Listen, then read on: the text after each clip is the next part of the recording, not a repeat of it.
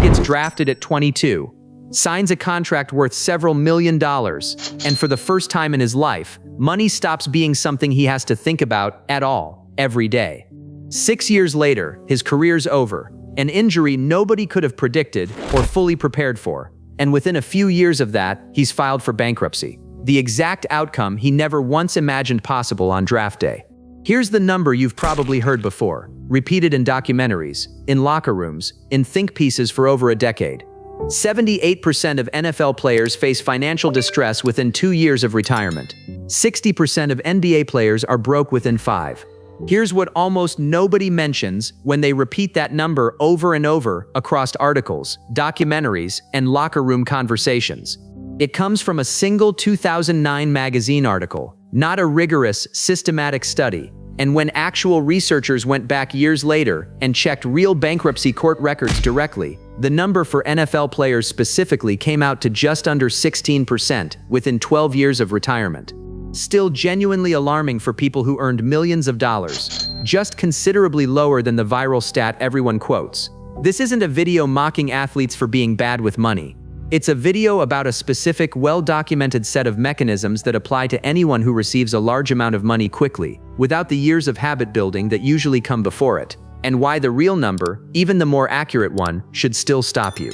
Let me show you what's actually happening. My name is Alex, and today on Wealth Adjacent, we're taking apart the paycheck that arrives faster than the skills needed to manage it ever can. Quick disclaimer, not financial advice, just documented research on financial behavior after sudden windfalls, and I want to be precise about which specific statistics are well supported versus widely repeated but less rigorously sourced, since that distinction matters quite a lot here. Let's meet Jerome. Talented, hardworking, the kind of athlete who did everything right on the field, showed up early, put in the extra hours, earned every bit of his contract. Nobody in his life had ever managed this kind of money before, including him, and nobody around him had either. Here's the actual mechanism, and it starts before a single dollar even arrives, well before the athlete ever steps onto a professional field.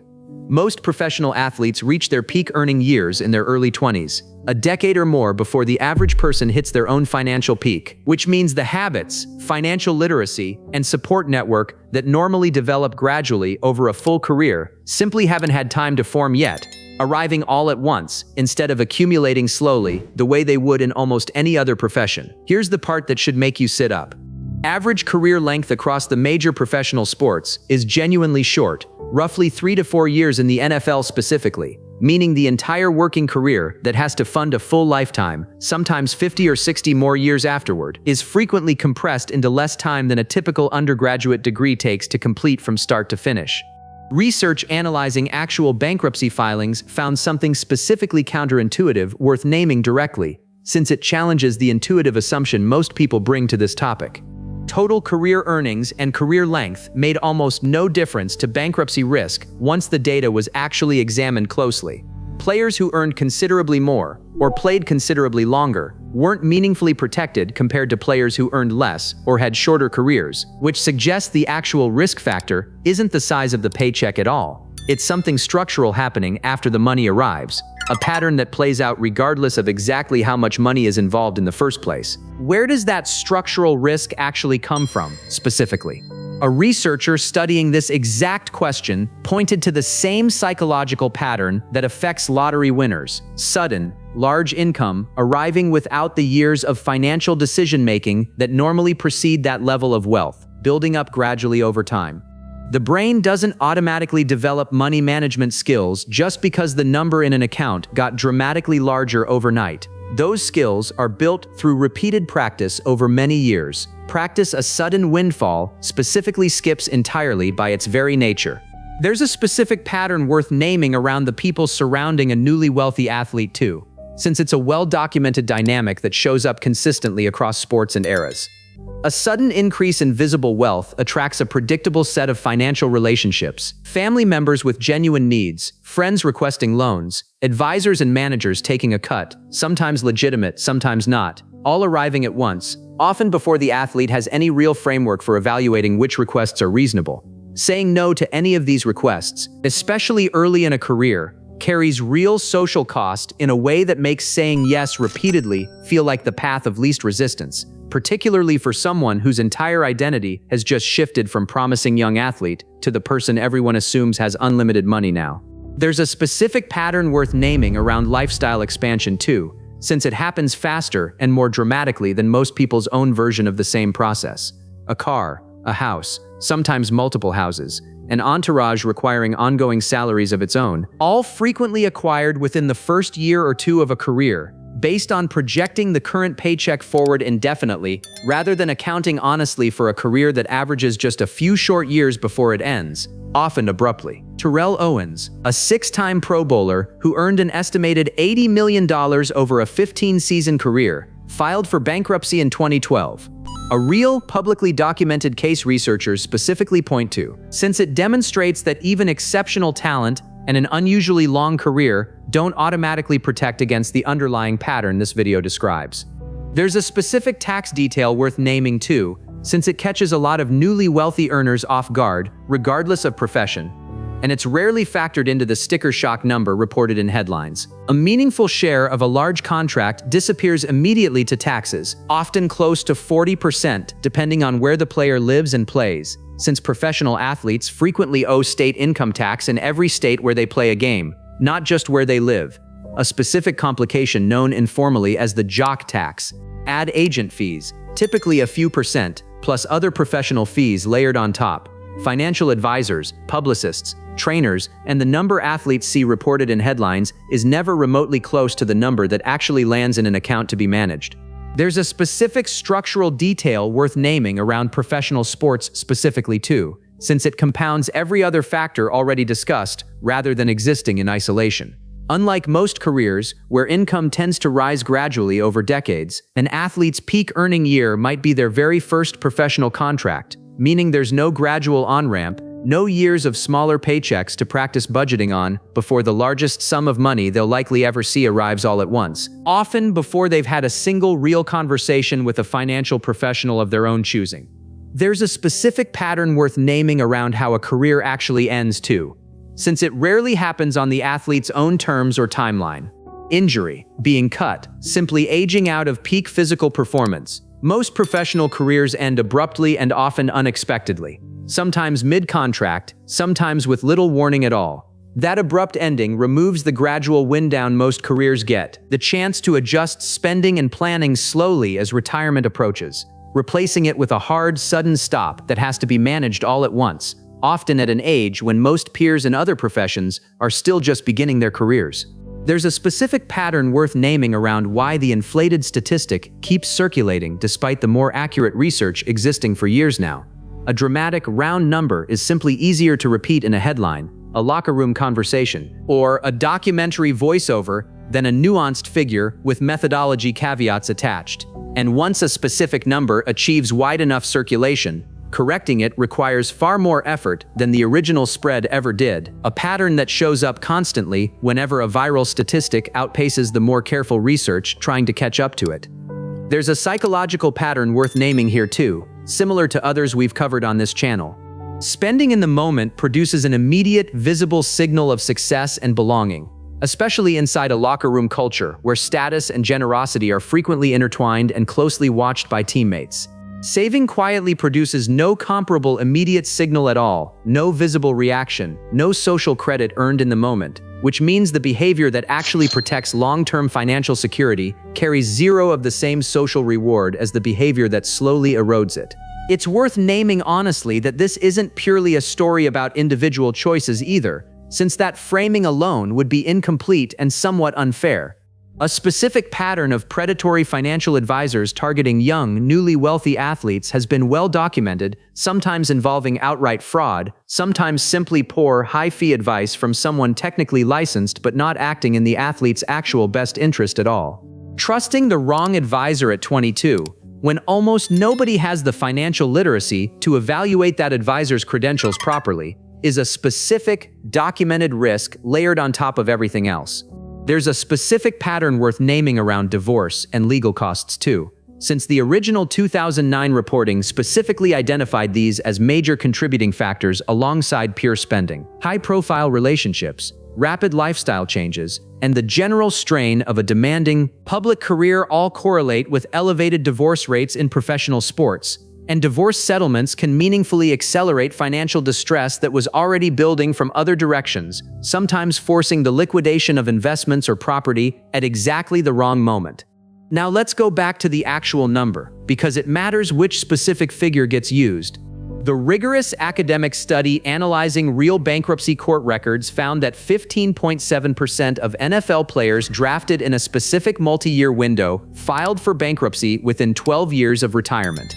That's dramatically lower than the widely repeated 78% figure, and it's worth understanding why that gap exists. The 78 and 60% figures come from a single 2009 magazine investigation, genuinely valuable journalism that brought real attention to a real problem, but based on interviews and reporting rather than a systematic statistical analysis of actual financial records across a full, verifiable population.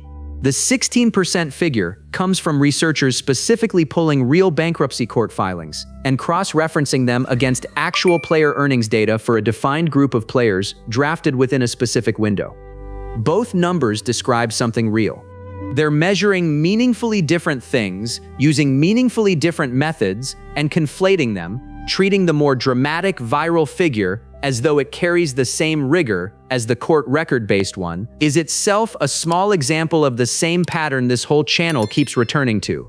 A specific number spreading faster and further than the actual math and methodology behind it ever could. It's worth being honest about what even the more conservative 16% figure actually means, since it shouldn't get treated as reassuring just because it's lower than the viral version. 1 in roughly every 6 NFL players, having earned what amounts to a lifetime of typical income, sometimes many lifetimes' worth, in just a few short years, ends up in bankruptcy court within little over a decade of leaving the sport entirely. For a population earning that much money that quickly, that number remains genuinely remarkable, just not in the specific dramatic way the viral statistic implies to a casual reader.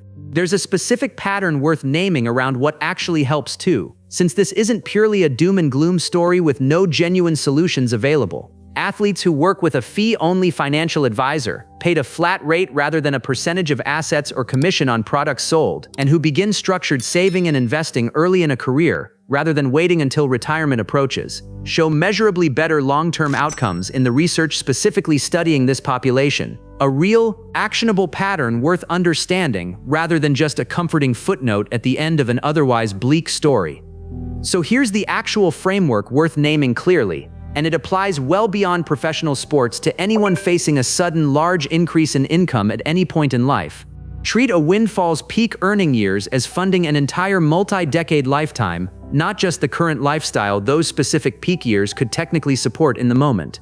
Build in a real structured savings rate from the very first paycheck before lifestyle expectations set in around the full amount, since raising a savings rate later, after spending habits have already calibrated to the larger number, is considerably harder than starting there from day one.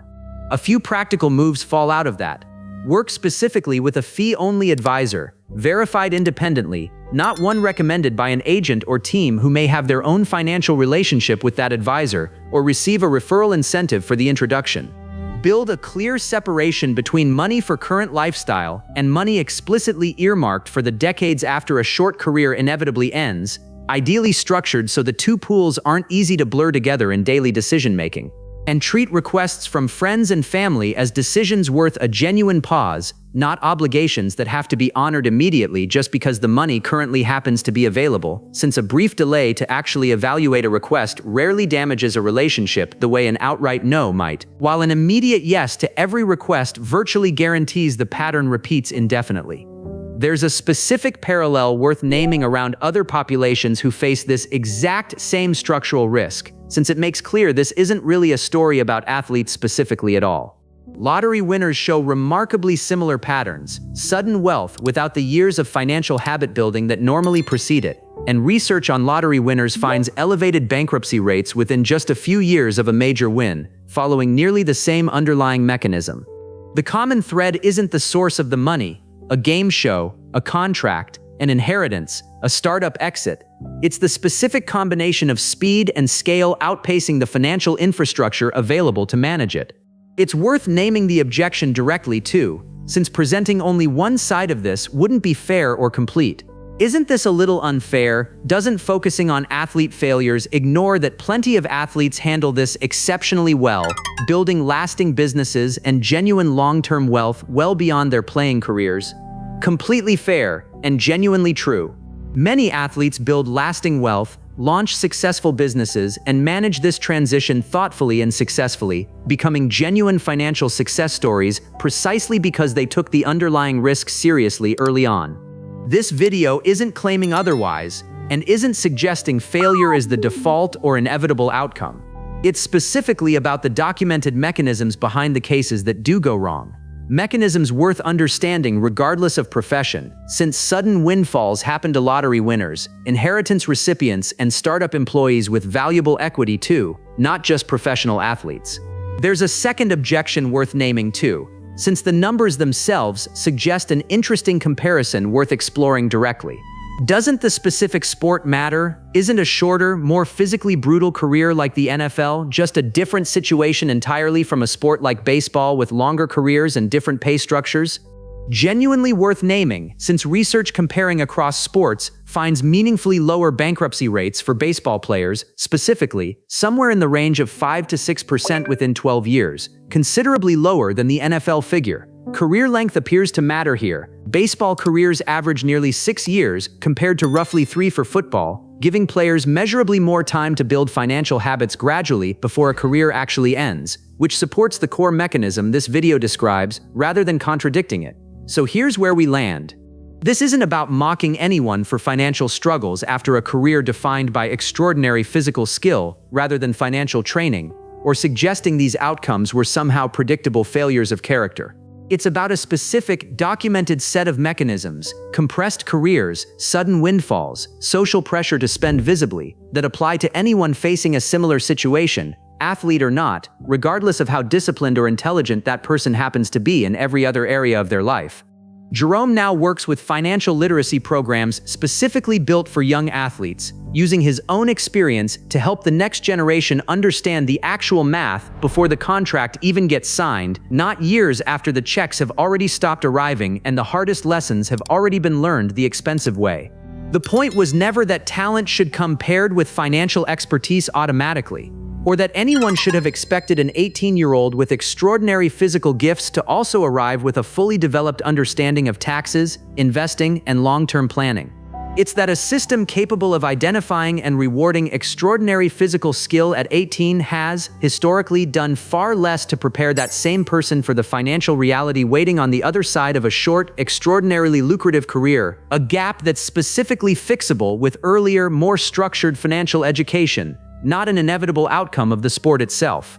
If you're ever facing a sudden increase in income, however it happens, a raise, a bonus, an inheritance, a windfall of any kind, run the actual math on how long it genuinely needs to last, not just what it can buy right now in the moment. If this helped, hit like, subscribe, and tell me in the comments, did you know the real, more rigorously studied number was so different from the one everyone repeats constantly? I'll see you in the next one.